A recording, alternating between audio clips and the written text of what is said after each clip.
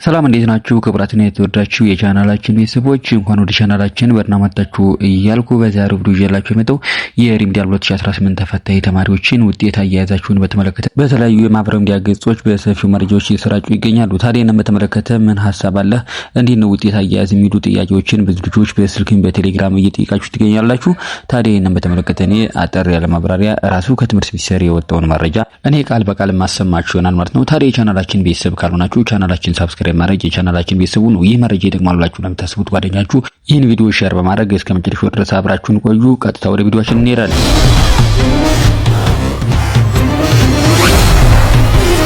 አሁን ላይ ለተማሪዎች ችግር የሆነባችሁ ነገር ነው ብዬ የማስበው እኔ እንዳንድ አስተማሪ ሁሉም ሰው ሶሻል ሚዲያ በየእጁ አለው ማለትም ስልክ አለው ማለት ነው። ታዲያ የራሱን ስልክ ተጠቅሞ የፈለገውን ነገር ምንም ነገር ሳይሰማ ከመረጃ ውጭ የሆነ ነገር ዝም ብሎ አውርቶ አፕሎድ ማድረግ ይችላል ማለት ነው የትኛውን ፕላትፎርም ላይ። ዛሬ ደግሞ ሁላችሁም ተማሪዎች እንደምናውቀው አንድሮይድ ስልክ ተጠቃሚ ነው የምትሆኑ ከ99% በላይ ማለት ነው። ይህንን መረጃ ታዩታላችሁ፣ እውነት ይመስላችኋል፣ ትወዛገባላችሁ፣ ለሁሉም መረጃውን ታሰራጩታላችሁ። ተማሪዎች በስፋት ያወርታል ማለት ነው።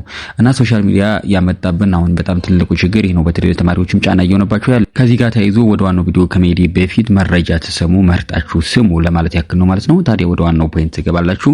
የሪሚዲያል ውጤት አያያዝ ምንድነው? ምን አይነት ነው የሚሉ ጥያቄዎች በሰፊው እየጠየቃችሁ ትገኛላችሁ ማለት ነው። ሪሚዲያል እንግዲህ ሁላችሁም እንደምታውቁት ከተጀመረ የተወሰኑ ዓመታት ተቆጥረዋል። ታዲያ መንግስት ሪሚዲያል ፈተናን መስጠት የጀመረባቸውን የመጀመሪያ 2 ዙር ፈተናዎችን እንዴት እንደሰጠ ደግሞ ሁላችሁም እንደምታውቁት ነው ማለት ነው።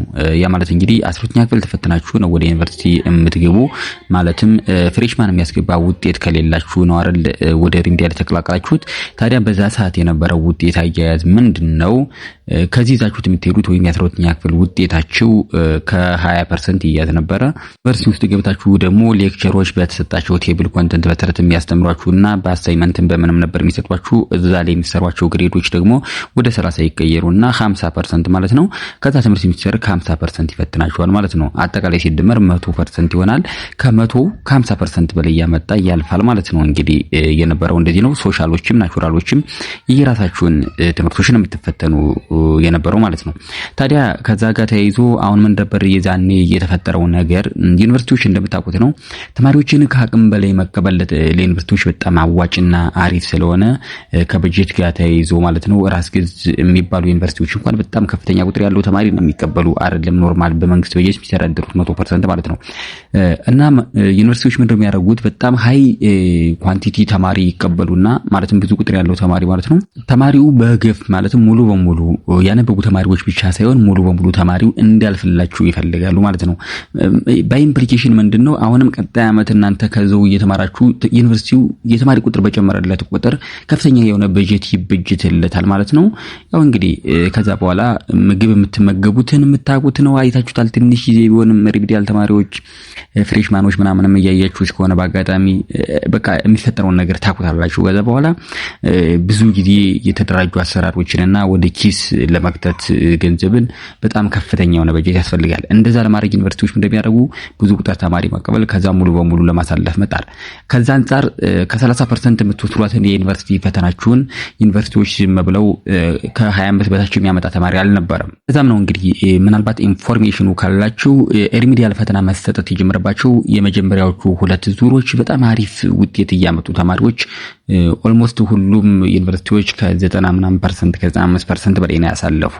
ሶ ኤግዚት ኤግዛም አሁን እንደዛ እየተካሄደ ስለሆነ ኤግዚት ኤግዛም ላይ ያለው ጫና አሁን ፈተና ላይ በጣም ማድረግ ያሉባችሁ ጥንቃቄዎች ትምህርት ሚኒስቴር የሰጠውን ማስጠንቀቂያ ሰምታችሁናል ብዬ አስባለሁ። እዚህ ጋር ቪዲዮ ላለማርዘም ነው እንጂ በጣም ተማሯል። ፕሮፌሰር ብርሃኑ ነጋ ሲናገሩ የትምህርትና ፍኖተ አገልግሎት ኤጀንሲ ሚኒስትር ዴታው ሲናገሩ ሰምታችኋል ብዬ አስባለሁ። በጣም ከፍተኛ የሆነ ጫና አለ። ፈተናችሁ ሲቀጥልም ኦንላይን ነው። ሶ ውጤት አያያዛችሁ ከዛ አንፃር የነበረው ለምድር የተነሳ ዩኒቨርሲቲዎቻችን ከ30 ያለች ዩኒቨርሲቲዎቻችሁ አሁንም የተማሪ ኳሊቲ እየጨመረ አይደለም፣ ተማሪዎች አንብበው እያለፉ አይደለም። ስለዚህ 100% ወደ ማዕከሉ መምጣት አለበት ብሎ ትምህርት ሚኒስቴር 100% ፈተናውን ከትምህርት ሚኒስቴር ማውጣት ጀምሯል ማለት ነው። አሁን እሱ ላይ የራሳችሁን ብቃት ለመፈተሽ ነው እንጂ ሪሚዲያል ላይ የምትሰሩት ውጤት ምናልባት ወደ ፍሬሽማን የሚደመሩ ከሆነ እሱን እዛው ከዩኒቨርሲቲዎቻችሁ ነው የምታወሩት እንጂ 100% ከማዕከሉ ነው ማለት ነው። አሁን ውጤታችሁን ያዝላችሁ 100% ትምህርት ሚኒስቴር ፈተናውን ያወጣዋል። ከትምህርት ሚኒስቴር የመጣውን ፈተና ሰርቶ ከ50% በላይ ያመጣ ተማሪ ወደ ፍሬሽማን ይቀላቀላል ማለት ነው። እንግዲህ ያለው መረጃ ይህ ነው። ሰሞኑን ምንድነው ባለፈው አመት ተማሪ በጣም በገፍ ነው የወደቀን እንደምታውቁት ሪሚዲያል ተማሪም 12ኛ ክፍልም እንደዛ ነው። ኖርማል ያው ሪሚዲያል ስለነበራችሁ ሪሚዲያሎች እየወደቁ ስለሆነ 12ኞችም እየወደቁ ስለሆነ ውጤት አያያዝ ላይ ማሻሻያ ተደርጓል እያሉ ነው በጣም ብዙ ሰዎች መረጃ በሰፊው እያስተራጩ ያሉ። ከዚህ አንፃርም ነው እኔን ደግሞ ብዙ ልጆች እየጠየቃችሁኝ ያላችሁ። ኤንዋይ ማንኛውንም አይነት መረጃ ትምህርት ሚኒስቴር ሲለቅ በእኔ በኩል ማግኘት ስለምትችሉ ቻናላችን ሰብስክራይብ ማድረግ የቻናላችን ቤተሰብ ሁኑ። ማንኛውም አይነት ጥያቄ እንደዚህ ግራ ያጋባችሁ ጥያቄዎች ካሏችሁ ደግሞ ኮሜንት ሴክሽን ላይ መጠየቅ ትችላላችሁ። ዲስክሪፕሽን ላይ ቴሌግራም አካውንት ይማላላችሁ። በተመሳሳይ ባለፈው ምን መጽሐፍ ማንበብ እንዳለባችሁ ነግራችኋለሁ። ምናልባት ትኩረታችሁን በተለይ ከአዲሱ መጽሐፍ ላይ ብታረጉ በጣም አሪፍ ነው። እናንተ የተማራችሁት አሮጌውን መጽሐፍ አይመስለኝም። አሁን ላይ ያው ከብዛት ፐርሰንት አዲሱን መጽሐፍ ላይ ነው ትኩረት እንድታረጉ ትምህርት ሚኒስቴር አቅጣጫ የሰጠው ማለት ነው። በተለይ 12ኛ ክፍሎችንም እንደዛ ነው የተባሉ። የ9ኛ ክፍል መጽሐፍ ሜቢ አሮጌው መጽሐፍ ላይ ሚክስ የሚሆኑ ነገሮች አሉ ተብሏል እንጂ ከ10ኛ ክፍል በላይ ያሉት ኦልሞስት አዲሱን መጽሐፍ ነው እንዲያነቡ ትምህርት ሚኒስቴር እየተናገረው ማለት ነው። በዛ መንገድ ዝግጅታችሁን አድርጉ። ስለ ኦንላይን አፈታተኑ ያለፈ ቪዲዮ ላይ ሰርቼላችኋለሁ። በጣም ጥንቃቄ እየተሞላበት መሆን አለበት ብያችኋለሁ። ኦንላይን ላይ ያው እንደምታውቁት ነው። በተለይ ብዙ ከኮምፒውተር ጋር ግንኙነት የሌላችሁ ልጆች ስልክ ላይ ፐርፌክት ብትሆኑ እዛ ላይ ትንሽ ከፈተናው ኦንላይን ከመሆኑ ጋር ካለው ጫና ጋር ተያይዞ ምናምን ትንሽ ዲፕሬሽን ውስጥ ልትገቡ ትችላላችሁ። ብዙ ነገሮች አሉ። ኮምፒውተር፣ ኢንተርኔት ምናምን እንደዚህ ነገሮች ክፍተት የሚፈጠሩ ከሆነ ዲስተርብ ናችሁ። የመጀመሪያ ጥያቄያችሁ ከባድ ከሆነ እንዳልኳችሁ እንደዚህ ነገሮች ዲስተርብ ሳያደርጓችሁ በተረጋጋ መንፈስ ገብታችሁ ፈተናውን ከሰራችሁት 50% አመጥቶ ወደ ፍሬሽማን መቀላቀል በጣም ሲምፕል ነው። ኤኒዌይ ማንኛውም አይነት ጥያቄ ካላችሁ ኮሜንት ሴክሽን ላይ ጠይቁ። እስከዚህ ድረስ ካዳመጣችሁ ከልብ አመሰግናለሁ። በሌላ በአዲስ ቪዲዮ እስከምንገናኝ ድረስ ቸር እንሰንብት። ይህ መረጃ ይጠቅማላችሁ ለምታስቡት ጓደኛችሁ ሼር ብታደርጉለት አሪፍ ነው ያስባለሁ።